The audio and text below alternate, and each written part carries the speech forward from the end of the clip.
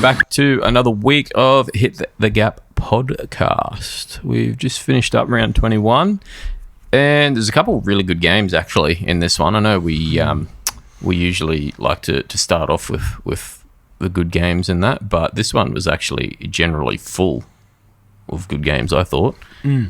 Unfortunately, it's one of the rounds I happened to miss quite a few games, but the ones I did catch were pretty solid. Very much looking forward to talking more about the Cows game.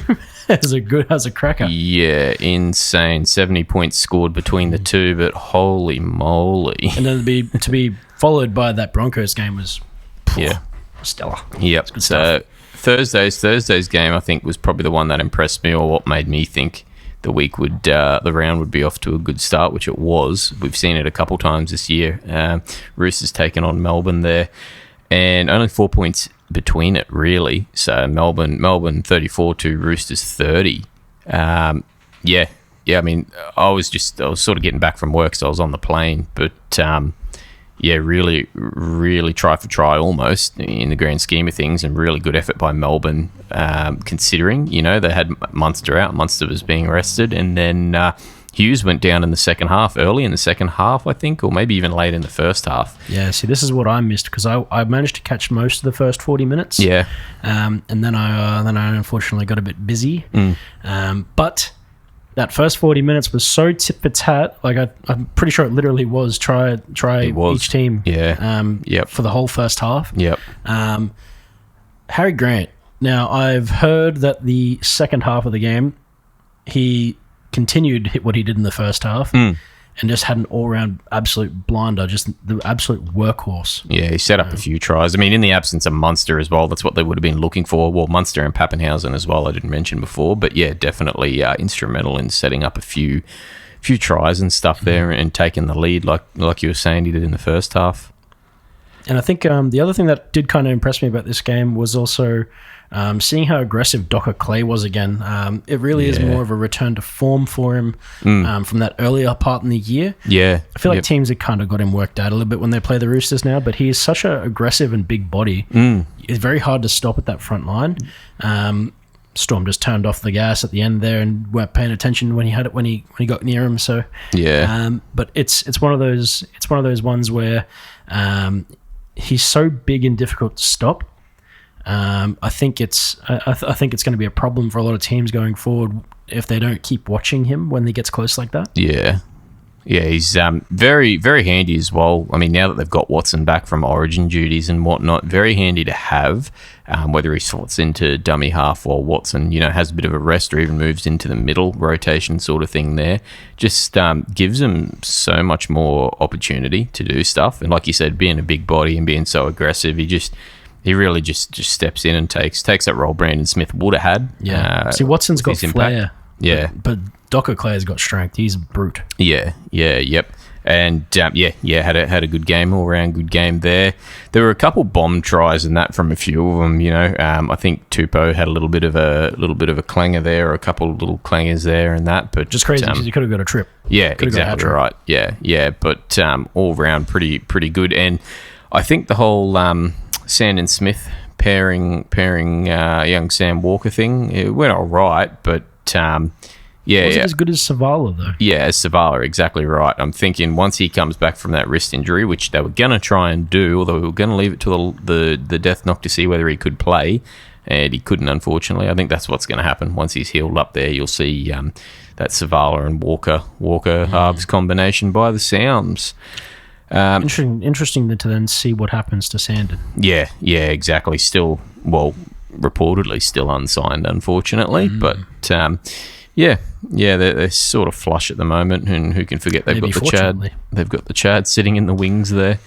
But great effort from Melbourne, albeit only. After last week, I think Chad will keep sitting there. But anyway, only just, but albeit good effort from Melbourne, I think. To come away with the win in that one, all things considered, they don't know how long with Hughes. I mean, it was a dislocated shoulder, and they couldn't get it back into the socket. They couldn't sort it out, and he was in immense pain. But won't require surgery. Supposedly, it's not something that requires immediate surgery. definitely going to be sitting down for a few weeks minimum, you would think, but because it's pretty considerable, and he's had shoulder injuries. I think it's that same shoulder he's had problems with throughout the year, so they're going to want to make sure he is good for the run toward the end of the season, and it sounds like that's when he'll be back. Friday's games, we'll jump onto them, and you were talking about just this. Before we do jump in as well, I do want to highlight the fact that in this game we had 6 forward tries. Yeah, the big boys going over. Yep. Seriously. Yep. Seriously. Kingy got a couple, I think, as well, didn't he? He got a double, making his return as well as Big Stefano. Friday's games, which we were talking about earlier, the first one being Cowboys versus Dragons, massive scoring game, 70 points between the two. So obviously Cowboys just clinching it in the end there, 38 points to 32.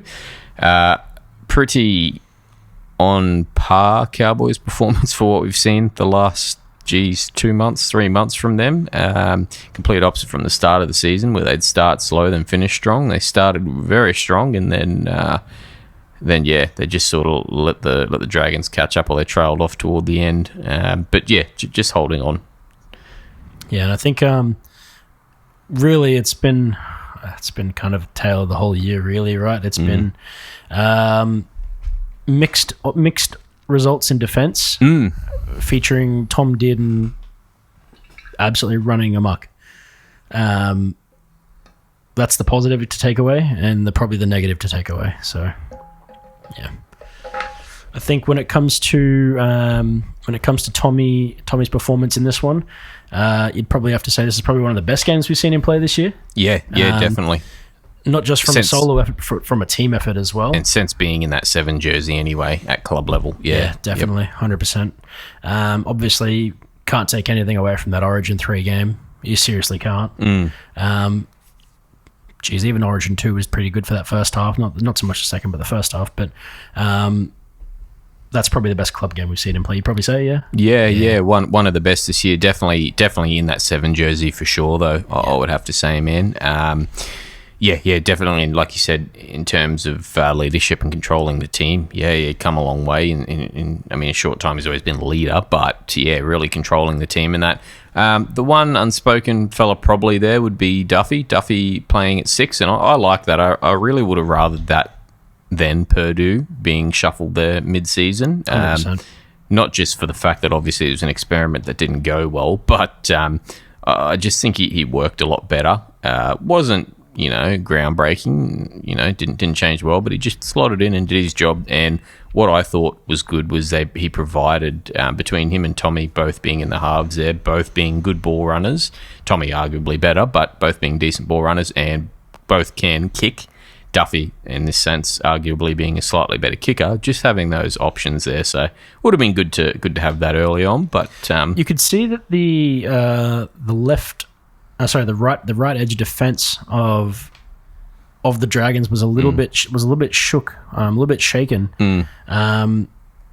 So they ended up having to stack more towards that side. Yeah. The moment they did that, we went left, and it was just they couldn't handle it. Yeah, exactly. They were in all sorts. Whereas that edge. Yeah. Tom was just running down right that whole night and causing pain. Just absolute pain. Yeah. And not to take away from the Dragons, because, it was only a small loss, but did have quite a solid second half, really, once they started to move the ball and get a bit of momentum, completing sets and things like that. The difference for me there is they put Little on. Yeah. Little coming in, and another one where, like Dockett, Clay and Watson, you've got someone who can start at hooker and give good ball service and whatnot.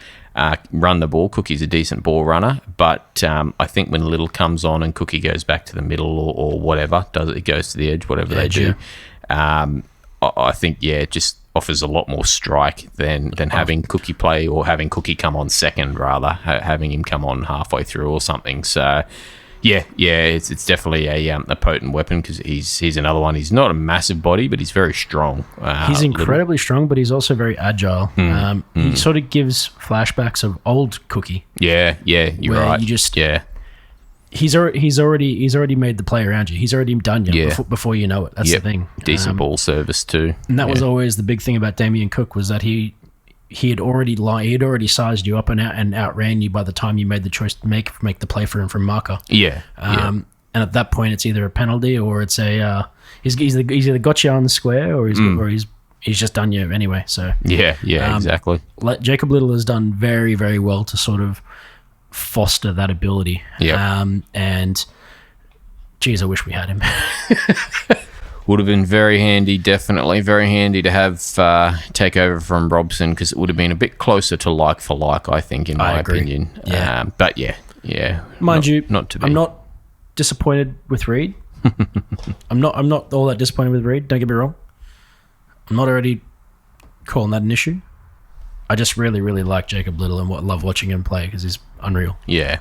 Lycan too. I think Kintonga, I think he had a good game.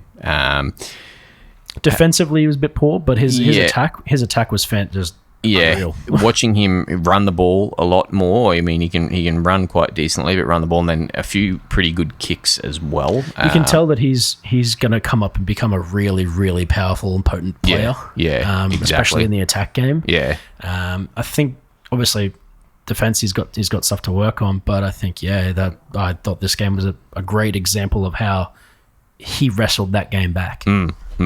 Great future prospects for the Dragons there, especially seeing as Flano wouldn't like to hear it, but they are still dealing with a bit of a halves pairing crisis or halves crisis. They don't really have a star halfback, unfortunately. Agreed. As much as he probably likes to back his son, which good on him, but yeah. Next game, second Friday game, was Broncos versus Eels. Now Moses making his return for the Eels, and like we've seen all year, Moses coming back for the Eels, and the Eels being a completely different side to who they were before he was there. Night and day. It's like a reserve grade Reggie squad. All of a sudden turn grand final contender squad. That's the difference between them. So now, before we go any further with this, I do want to say before anything, my God, Adam Reynolds. Got some juice in the tank. Yeah, but he's 30. He's what, 35? He's got to be getting on to mid-30s easily. Yeah. Jamie, pull that up real quick. Okay. Yeah. Unreal. Yeah. The guy has still got it in him to outrun a whole team. Mm-hmm. And you look at some of the people that are on that Eels team. How did he do that? Yeah. No idea. No idea. That's extremely impressive, but what I found more impressive was how he did it without doing a hammy or calf or something. Like he'll do a hammy, you know what I mean, just diving for the try over the try line. But it's a common occurrence. Did that and did real well. So we know him, they call him Little General or whatever. We know he can control the game. He's got good foresight in that. His kicking game's insane, but it just goes to show he's still got that running ability, and when that opportunity's there, he's going to take it. He can still put the game on his back if he needs to. Yeah, exactly right. But unfortunately, wasn't enough to get the job done. Which is unreal, because when the General runs a 100-meter try, surely that's enough for you and for the boys to get around you and go, all right, we got to fucking win this game now. Yeah. Eels getting it done, albeit only by 2 points there in the end. I think Adokar ended up scoring one of those. At the end, yeah, towards the end, right at the end, which really put the nail on the coffin. It wasn't right at the end, but it was up there. Which was unfortunate for the Broncos there in the end.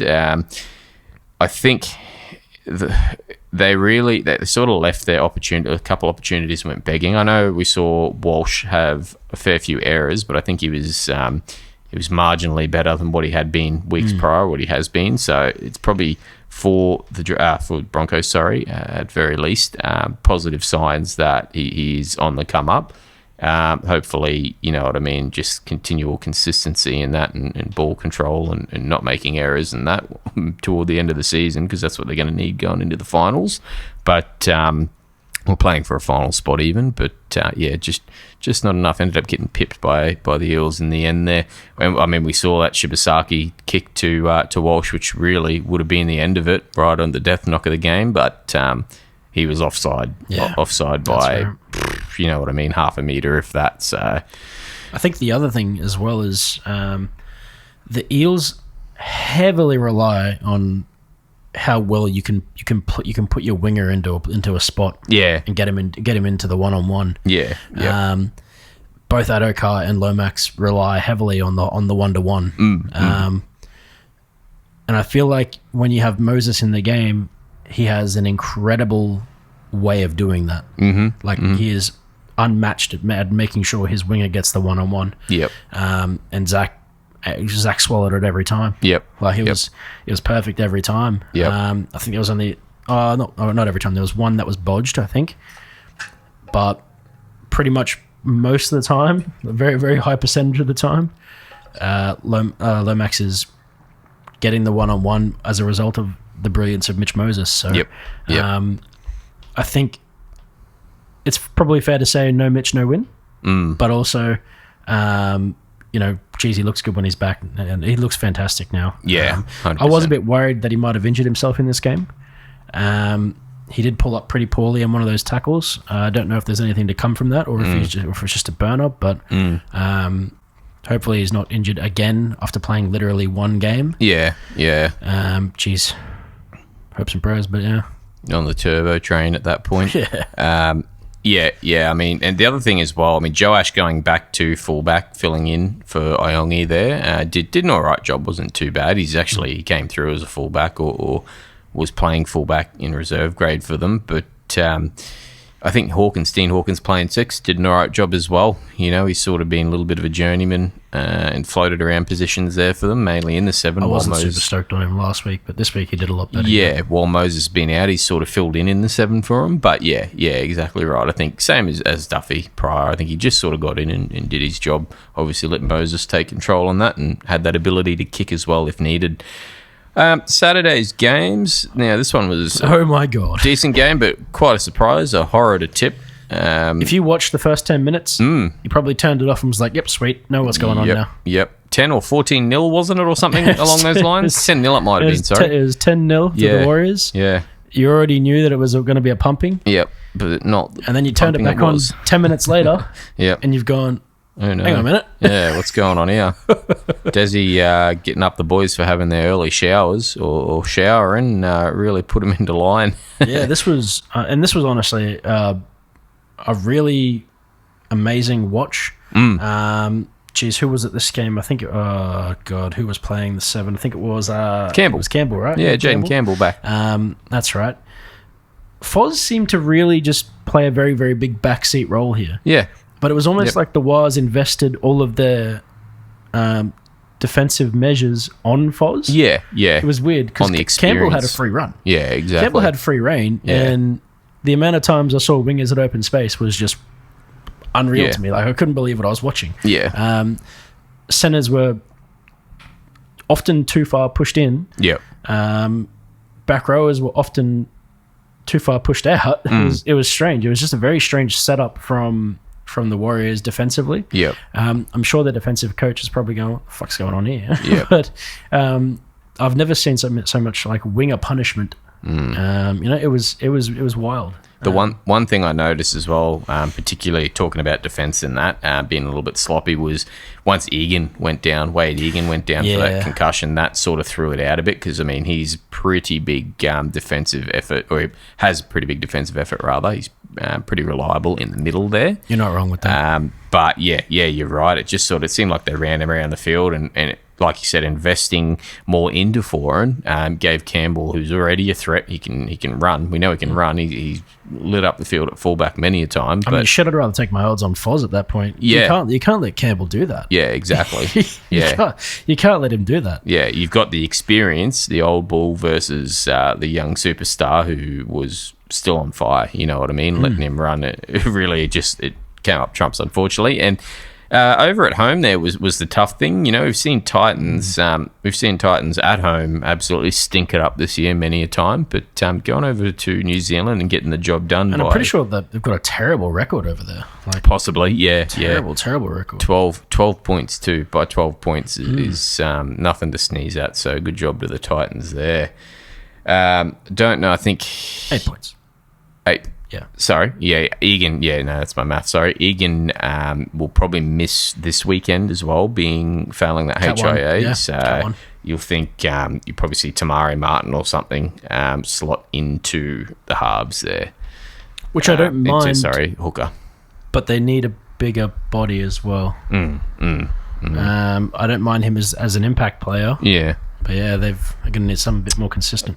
Alternatively as well, and you'd think you wouldn't want to do it, because he's been doing so well. But Tanner Boyd back to hooker, which he did play for Titans, and then Tamare into the halves. But who knows? Well, that's for Teamless Tuesday. So I was going to say there was a bit of a move around in this game in general after Egan went down too. Like, was Tuapiki in this as well? I'm positive he got moved as well. Possibly. I know Tuivasa-Sheck out on the wing there had a blinder in terms of his game, but whether did they interchange a bit? Possibly.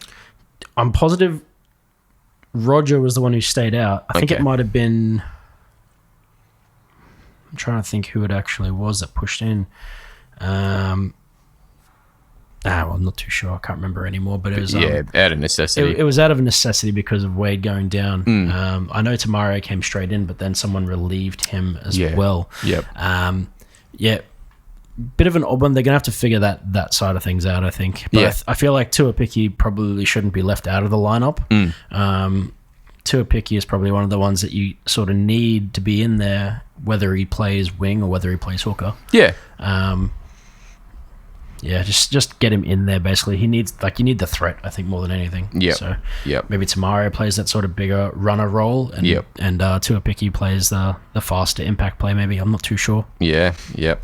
One for Webster to decide before tomorrow. Anyway, the next Saturday game, Panthers versus the Tigers. This one was actually shaping up to be a pretty decent game. The first maybe 5-10 minutes or so, and then it just, as we've seen a couple times this year. Went all the Panthers' way. It was the Panthers steamrolling. We saw a little bit of competition between Taylor and May there and his old teammates, and Luai and whatnot. But all Panthers, right? It just, and once the momentum started going the Panthers' way, it just continued. Tigers did not have an answer, unfortunately. Yeah, it sort of just fell apart. Yeah, one by one. Yeah, like play by play, it just fell apart so badly. I mean, the first 20 minutes, you thought, shit, we're actually on here. This is actually going to be a decent game. The Tigers are really giving them a wrestle. And they usually do take it to the Panthers, or they have in recent times. In recent times, absolutely, they've absolutely given them a run. And then it just sort of fell apart on the edge defense. It was just. It was an odd one to watch as well because they have done so well defensively lately. The Tigers have actually done incredibly well defensively. Yeah, it's been their attack that's let them down. They're getting lost on their fifth play, even on their fourth play. They're getting a bit lost, and I think that's still to do with a little bit of gelling between a lot of the newer edges and wings, as well as Luai and Latu. Yeah. Latu coming in obviously halfway through the season, hasn't had as much time. But and I think, and don't get me wrong, I think he is the future for that club. Yeah, definitely. But yeah, they need more time to cook that attack a bit more. But I was very shocked to just see the breakdown in defense. Yeah. It was almost like they just gave up, that was all. Like after 20 minutes, it was like they got down because they couldn't crack them. Yep. Penalties started to come through. Yeah. And Penrith just got the gravy train. Like it was just one after the other, pretty much. Almost, like you're saying, where Tigers just sort of seemed like what they knew or what they thought would work wasn't working. So it was kind of like, whatever. We'll see what happens. And you can't do that against the Panthers. As downbeat as they have been most of the year, at the moment they're on a solid run. Yeah, so, that's looking to continue, and really. It just added to it. Exactly right. Panthers coming away with the win in that one. I think Cleary having a stellar game as well, and Yo after being arrested coming back and having an absolute blinder as well. Yeah, I think every edge or back rower in this game, edge, back rower, and center, all had like just unreal games. They've just absolutely outmatched their opponent. So yep. The final Saturday game being Rabbitohs, not Roosters. Rabbitohs and the Sharks. Now, geez, talk about tipping nightmare. What another one. As we say, I mean, really, true to form, as we say, Sharks, when it's a game they should be winning easily, they just don't seem to know how to play or how to do it. Balls. Yeah, that's it. They sit on their balls. Yeah. Whereas the Rabbitohs, who shouldn't really have had as much of a chance, just somehow stuck it to them for most of that. Very, very unfortunate for the Rabbitohs to not come away with the win, in my opinion. Very gritty. Lewis Dodd coming in, having an all right game. Now, if Trell is in this game, probably think they get it win. done, right? They win. Yeah. Mind you, They've won the game. Jai Gray did have a good game, as he has. Absolutely. But It's not on Jai Gray. It's Yeah. entirely on Tarsus kicking. Yeah. It's entirely on Tarsus. If Trell's there, they don't miss that kick. Yeah. That Tars missed. Yeah. It's 14-14. Yeah. Who's winning golden point between Sharks and Rabbits? Yeah. Guarantee it's Trell. Yeah. Yep. Like, I'm not exactly the biggest Trell fan in terms of, or I'm not even really the biggest Rabbits fan. But you have to argue that in a golden point game, Yeah. Rabbits have a pretty big upper hand when it comes to golden point wins. Yeah. You look at the stats on that, and I think they've won over 75% of their golden point games, and it's off a Trell boot. Generally off some sort of long, massive field goal, or just some sort of Like a 40 to 50 from created Trell. from nothing. Yeah, exactly. So, the bit that I noticed initially, anyway, earlier on in the game, was just how good the Rabbitohs' defense was. Like, Sharks just kept peppering them, kept hammering their edges on the try line, kept going for it, and then fifth tackle options, whether they'd run the ball or whatever. Rabbitohs they were there to cover it. It was nothing that was cracking them. So For a team with an injury ward that has double digits, yeah, basically almost a whole new team. like it's literally a double digit injury ward. Yeah. Like it's unreal how well they are playing for what they've got. Which is it speaks great for what happens after some of their big dogs retire Yeah. or Yep. or go elsewhere. Move on. Yeah. Yeah. It speaks great for that. Yep. I don't want to undersell Blake Brayley in this game. Yeah. I thought the week prior to last week, so 2 weeks ago, he had a fantastic game. I thought last week he built on that and made an even better game. And I've thought on this week he built again and really, really showed just how resilient and powerful he can be as that number 9. Yeah, he's been one of the Sharks' best by far, and it's funny to say considering you've got so many really solid players in that team, between Fanua, Blake and Hines and whatnot, but by far being one of, if not the Sharks' best the last maybe even 2 months of footy, 2 months I would easy. say. Yeah. So much so to the point you've got to think he is at least in contention for that New South Wales hooker spot next year if he continues that form. He's just... Like pre-origin series start, I reckon he's probably the best hooker in the game. Yeah. He's one of those ones as well that's been there or thereabouts the last couple of years. It just seems to be toward the back end of this year, at least. Anyway, he's just taken it in stride and going well with it, which is something we saw his brother Jaden do at the Knights when he had that opportunity a few years ago before all his injuries and that. So just some sort of pedigree or something in them, really. We've just got some really nutty hookers in the game now as well. Like, Brayley's one of them. Yep. Little's one of them. Egan. Wade Egan. Yeah. Obviously, Robson's fantastic. Yeah. Watson's fantastic. Yeah, exactly. Jeez. Grant, minus Grant's sort of injury in that as well. Harry Grant. Yeah, exactly. You can't ever count him out either. Yeah.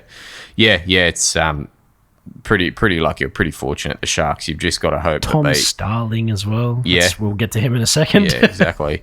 Yeah, you've just got to hope they can just tighten it up a little bit toward the back end of the season and coming into finals here, because it's been a woeful season for the Sharks at best.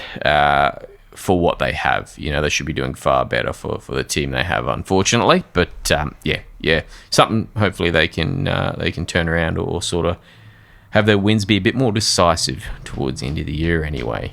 Yeah, 100%. Yeah. Sunday's games, though, and talking about Tom Starling, as you were, going over for a try and having quite a solid game. Raiders taking down the Knights 44 points to 18. If you watch the first half of this game like I did, I watched the first half. I missed the second. I watched the first half of this game and I thought, oh shit, not another tip down the drain. It was 18-18. Knights were in it. Yeah, it was well and truly. It was 18-18. Fletcher scored on the 40-minute mark. It was tit for tat. Another tit for tat game. Yep. It was fantastic to watch. Yep. I don't know. I don't know what was said in the sheds, but probably don't say that again, because they came out and they just dragged us. It was awful. Dragged us and got absolutely beat down. Like it was Stank. It was rough. Like they came out and Tom Starling immediately scores pretty much. I think it was the second set of the half. It was just they really didn't think about what the plan was, I think, in that second half. In true Knights fashion.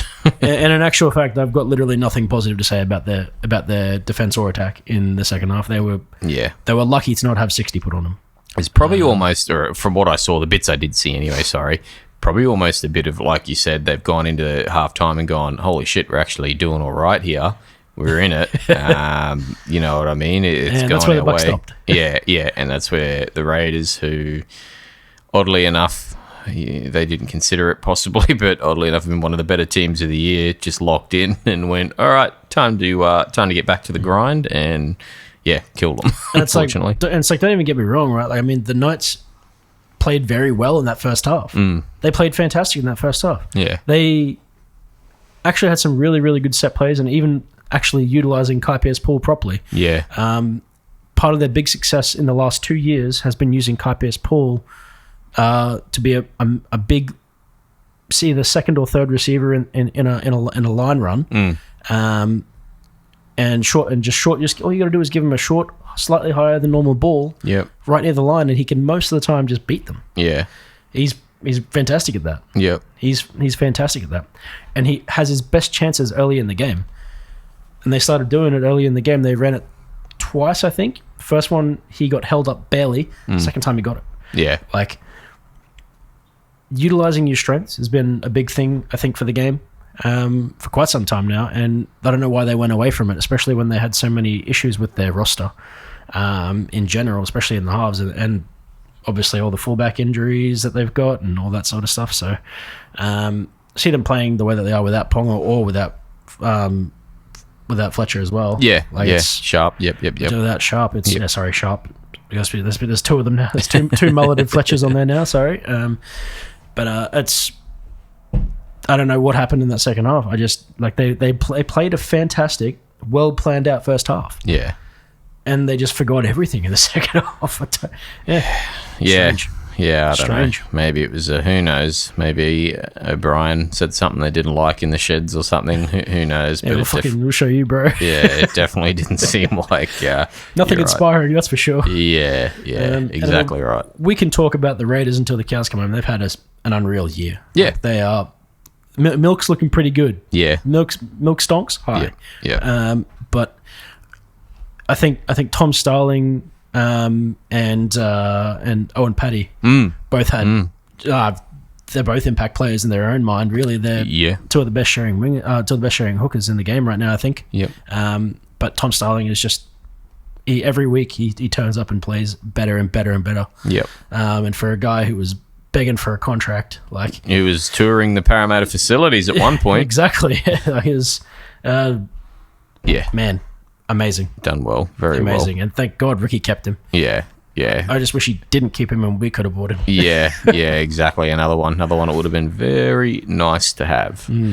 But yeah, like you said, you can talk about the Raiders till the cows come home, but we won't do that because I have a feeling we're going to be hearing a lot more from them, especially toward the run on the finals, the whole finals campaign. But another game, or the last game of the round, another one with a high scoring margin in the end there from one team anyway, Bulldogs versus Sea Eagles, and holy moly, I tipped Manly in this one thinking, Bulldogs have been a bit wavy and just haven't seemed to be able to get the job done, or when they have been getting it done rather, it's only has been kind of unconvincing, hasn't been super convincingly. It's only been very close. And Sea Eagles had quite a solid game last week, but that's where I should have realised, hang on a minute, I'm using logic here. Better tip the Bulldogs. And Bulldogs just absolutely slammed.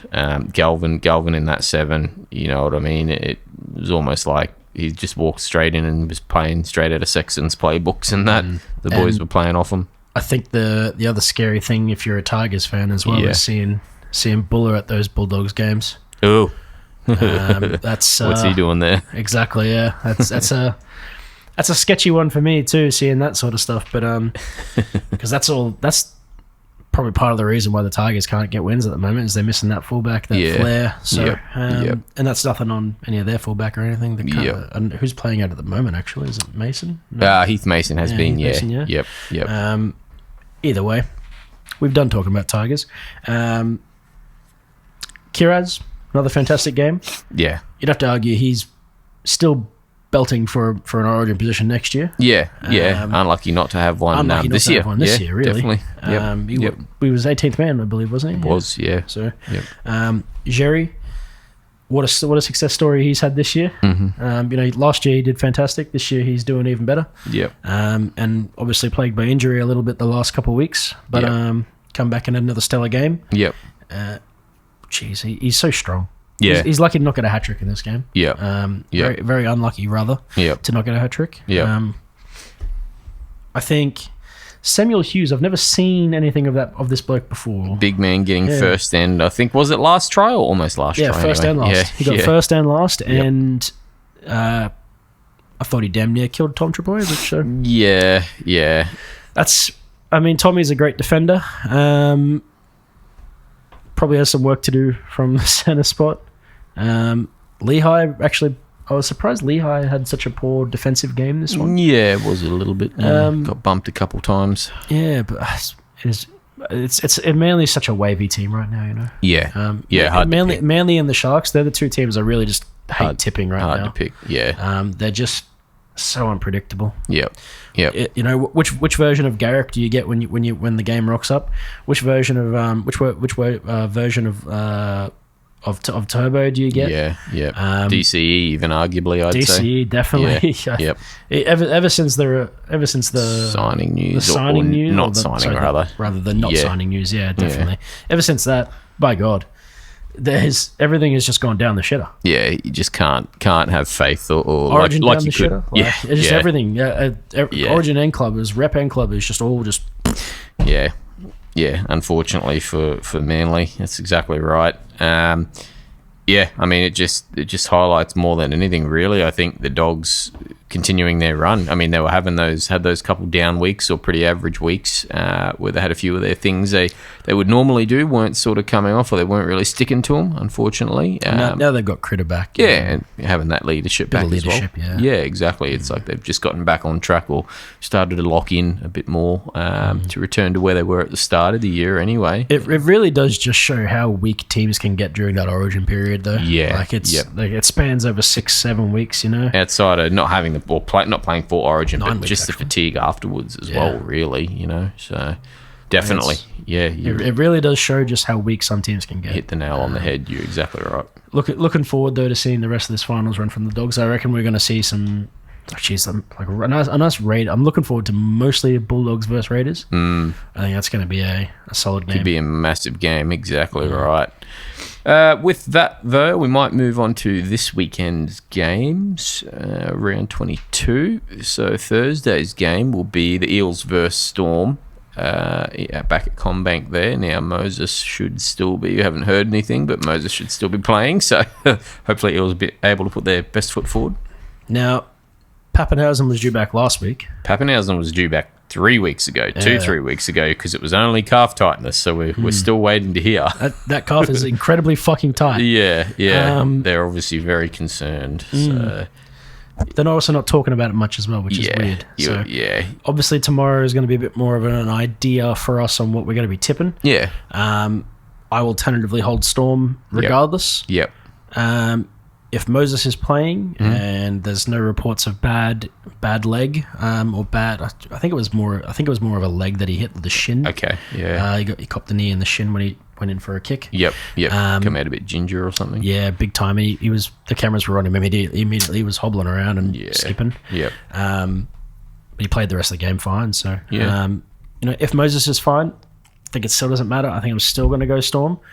But it more hinges on the fact that who's playing for the Storm. Yeah. Yep. Yeah. Well, I mean, you're definitely going to see Wishart in the 7 anyway. That's all I know. Munster, they're lucky to have Munster back at least. Because how long did they say for Munster? He just had the 1 week off. I think it was more to be with his family around his dad's funeral and that, all that stuff. So it was just a week rest and whatnot. So that'll be Wishart playing that. No Yeah, matter what, 'cause Wishart. They're not going to risk Hughes. No. Did they actually say surgery? Yeah? No, so not surgery. Won't require surgery, but either way, you're looking at 4 or 5 weeks probably at Just best. to not risk anything. So. Yeah, exactly right. So around about then, but season not over at this stage. But yeah, between rehab and just getting it back to where it needs to be. Finals at this point. Yeah, getting it back to where it needs to be in that, because I'm pretty sure, like I was saying earlier, I think it is that same one he had problems with earlier in the year anyway.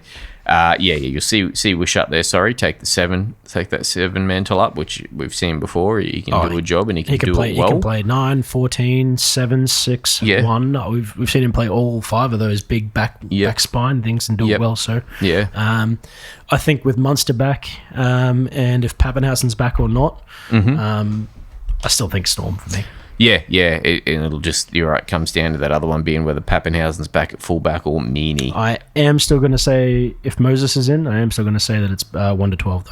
Yeah, very nice. Closer game for sure. I think I'm going to pick Storm. I just like the Munster and Wishart combo there. I think it's very handy. It just, to me, I would like to see whether it's, I don't know whether Pezzett is actually ready to play or not, but I'd still prefer Wishart, I think. Yeah, well, more so just who takes Wishart's spot on the bench. So who they have as a utility from then on. Possibly Garlic, you'd think, but it'd be Garlic for sure. Yeah, we'll see what happens there. But yeah, Storm for me, I think, in that one. Yeah. The Friday games, so first game being Warriors versus the Dolphins back in New Zealand there, back in NZ.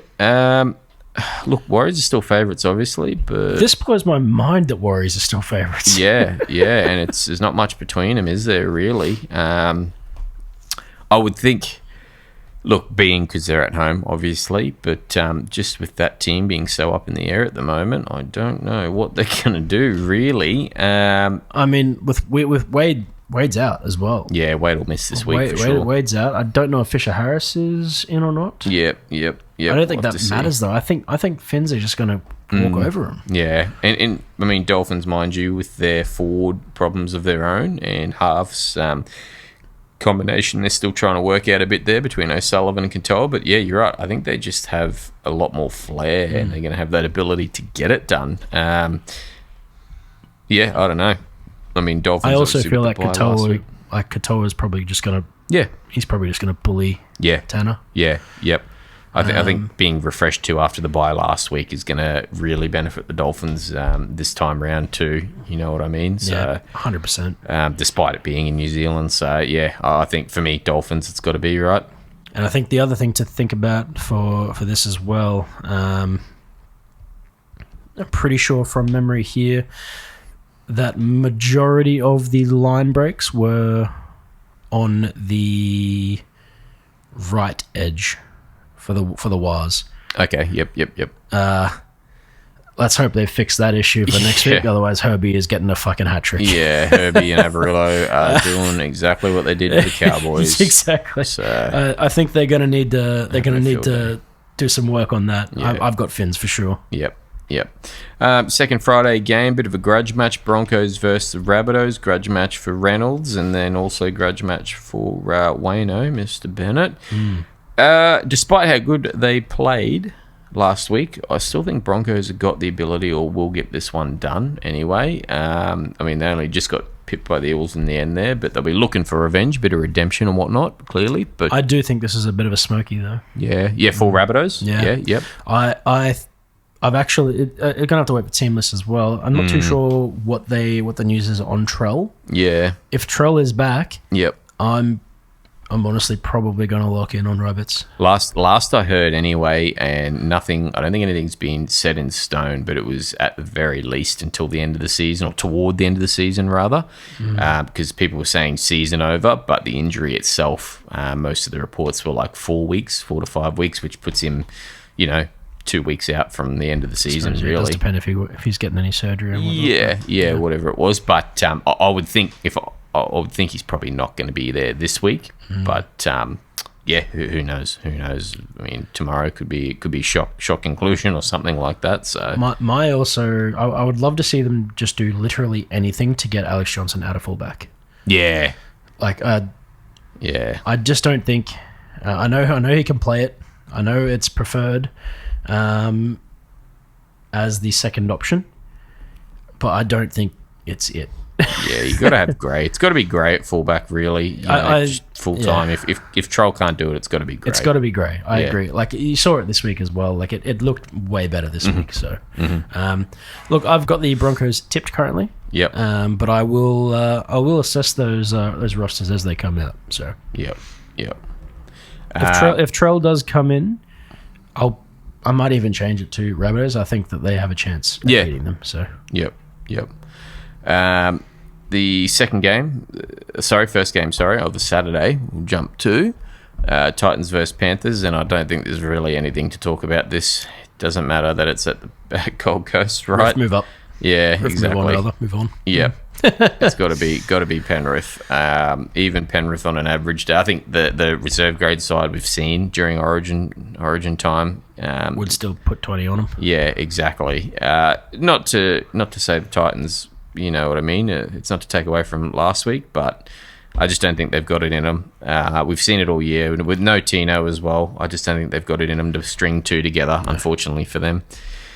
I think Penrith. I think it's a Penrith 100%. Like, I mean, I just don't see it any other way. You could take out a bunch of your stars on Penrith and let them have a coast. Yeah, you know, and it wouldn't matter. Yeah, I think they'd still decimate them. So Yep. Penrith for both then. Second game now, on the Saturday we are up to is Dragons versus the Raiders. This is in Wollongong there, and this is another one where the odds just aren't that massive between the two, so they're relatively short. Looks like it could be a smoky, but I don't know. I feel like if it's based on St. George's points or comeback to an extent against us last week, I think that's very misguided for what we're looking at here in this matchup. I don't think the Raiders are going to have as bad defense as we did, you know what I mean, or completion rate. Yeah, no, 100%. And I mean, you look at some of the stats on this, right? Like, I mean, I'm pretty sure the Raiders also have a significantly good win rate against the Dragons as well. So. Yeah, exactly. I just think they're doing way too well, the Raiders, at the moment to even let them in. So, I mean, don't get me wrong, the Dragons actually do have a good rate at home, but I don't think it's enough to be the Raiders. Yeah. I can't see it. I really can't. Yeah, exactly right. So Raiders for both of us in that one then. Final game of Saturday, Manly versus the Roosters. This one could shape up to actually be pretty decent. Although, like we said, it's just too hard to tip Manly. That's probably now Manly are going to win that game. Yeah, you watch Garrick will get four tries or something. 40, and he'll kick all of them. So I just don't have any faith in them. I've got to go Roosters. Yeah. Like, I mean, I just see so much better flair and so much better gameplay out of the Roosters at the moment. Yeah. I've got no faith in the Eagles. A lot more solidified and hitting their straps now that Walker's back. I would think Savala, if he's not back this week, will be next week. So they're probably getting near back to having what their team toward the end finals, of the year yeah. or for a run to try and make the finals is going to look like. So, I'm with you, man. I think it's probably got to be Roosters, right? It's at 4 points, so that's probably going to give them a bit of a boost, Manly. But we've seen them get absolutely pummeled at 4 points as well. Yeah, so, I mean, the other thing that is Tupou loves 4 points. Yeah. Tupou loves 4 points. Yep. This is going to be terrible. Yeah. I feel so we've got the Tigers after that, so this is your first Sunday game. Look, this is going to be a bloodbath. I can already see it now. You're gonna see it's Tigers versus Dogs. Another grudge match. It's a grudge match for a lot of reasons. And it might even be like a pink slip game or something like that from the old Need for Speed fans, maybe. Who gets Buller? But I foresee a absolute smashing for this one for the Bulldogs. I think with their full squad back, I've got no hope. I feel this honestly feels like it could be worse than this Penrith game that we just watched. I fear for the Tigers this one. This is I still don't think they're going to get the spoon this year. I still think that's still going to be Titans. Yeah, unfortunately.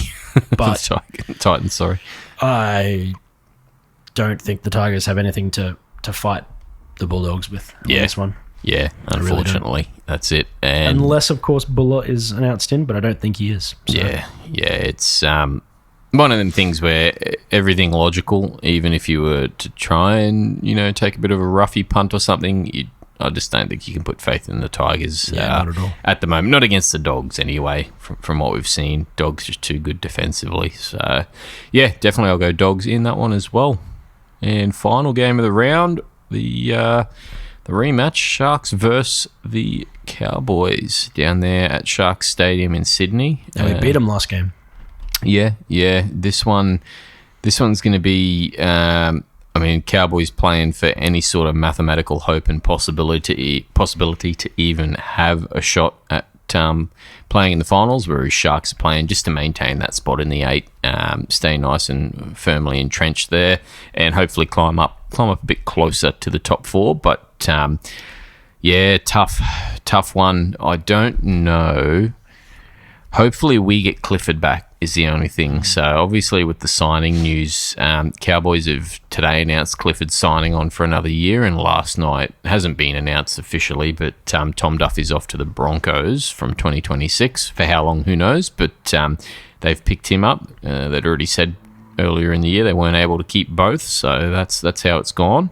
I'm really hoping we do start to see Clifford come back in the side now, so we can get back to where we were when we were winning games and just get to some sort of decent squad setup, so we can actually see some decent footy. Because I'm over. Just practice it. Yeah, that's right. Just get some fucking runs in, man. Man, I'm over. I am so over seeing those attempted flashy plays and that don't come off.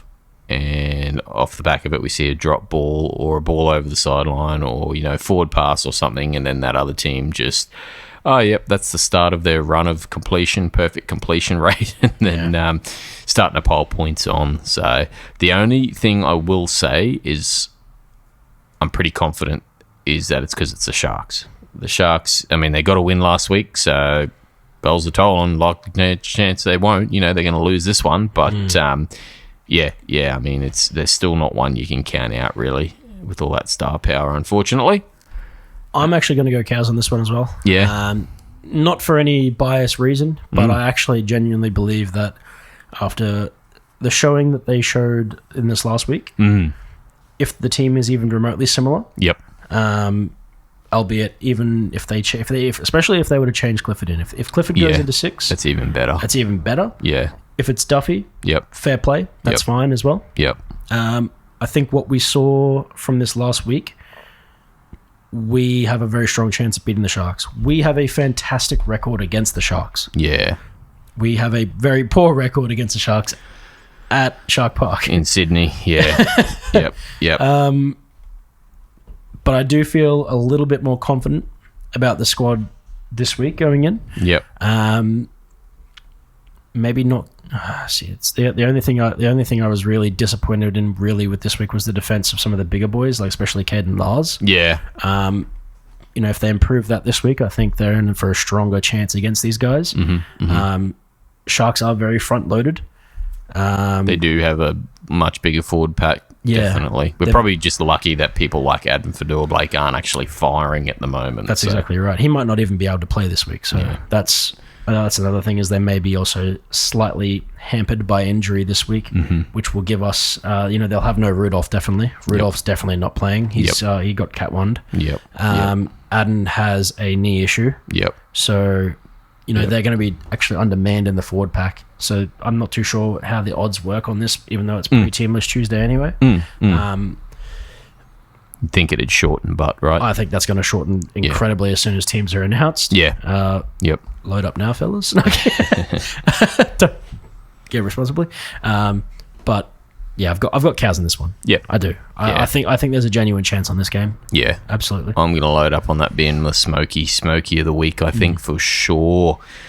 That is about it, though, for round 22's preview. I don't think there's a whole lot of massive news around the league at the moment, really. Outside of, we did mention the whole Clifford and Duffy change going on there. I don't think we've seen or heard too much else crazy going on. So still waiting to really see what happens with people like DC and Sand and Smith anyway. So, yeah, a little bit of stability outside of that, but yeah, that's right. That to me at this point seems like something we won't hear about till the end of the season or something. Yeah. So yeah, definitely, or at least closer to anyway. I mean, they've gone this long. They've gone this long after announcing it. So I think we mentioned it as well in the last podcast because it was prior to that. But Foran hanging up the boots. Actually, yeah, he did. Yeah, he retired. That's right. He'll be retiring at the end of season, as well as Des Hasler walking away from coaching. Given up coaching finally, and albeit another coach claimed by the Titans. So another career ended. 2 careers ended. But anyway, that's about it. With that, though, we might move on to your try of the week. Try of last week. Yes, absolutely. So this one here, this one's a bit of a no-brainer for me. There wasn't anything too flashy this week, but what we did see is 6s and 7s running amok. Now we got Tom Dearden this week, obviously. Congratulations, Tommy, again. Running up the right-hand side before the end of the first half. Yeah. Gets Drinky in with a try, but the way he does it, he just throws the most hilarious dummies. He fools 3 people. Yeah. And the worst part is it's a forward pass. It would be a forward pass if they felt like if he did do it. Yeah. He throws 3 dummies, gets all of them. Yeah. Right. Cook overruns it. Left. Fiane takes the dummy. Yep. King Tongia takes the dummy. Yep. Luch takes the dummy. Yep. It's hilarious. Best part about that, I think, as well, is he probably could have even taken on whoever was there defending him at the end and still got it. But yeah, just I believe it was Gutho. So Gutho comes across at the end there, and I honestly think that Tom could have taken him on too. Yeah. But no, he does pass it off and gives it to Drinky. Yeah. He gets his try just celebration. A little on the inside there. And that was the thing I noticed as well, talking about that first up, because we were there and it was right in front of us when it happened, was Tommy's dummy, that first dummy, the show and go, was a dummy forward. But it would have been forward. If he threw it, it would have been forward. They all looked at it. They all stopped and watched it go and went, holy, where's it going? Which probably says more about the touch judges not doing their jobs in the game. But anyway, yeah, very, very good.